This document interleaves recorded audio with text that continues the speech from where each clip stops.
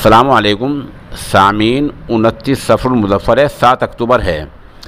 उधर लखीमपुर के हवाले से ये ख़बर आ रही है कि सुप्रीम कोर्ट ने मफाद आम्मा जनहित याचिका में एक सवाल के जवाब में यूपी सरकार से दरियाफ़्त किया है कि लखीमपुर के मामले में कितनी गिरफ़्तारियाँ हुई हैं।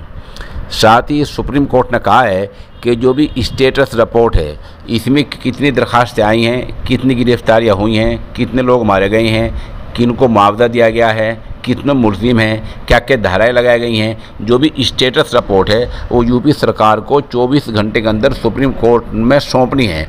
बहरहाल सुप्रीम कोर्ट का मेन सवाल आज ये रहा, यूपी सरकार से वकील से साफ साफ पूछा कि अब तक लखीमपुर मामले में कितनी गिरफ़्तारियाँ हुई हैं।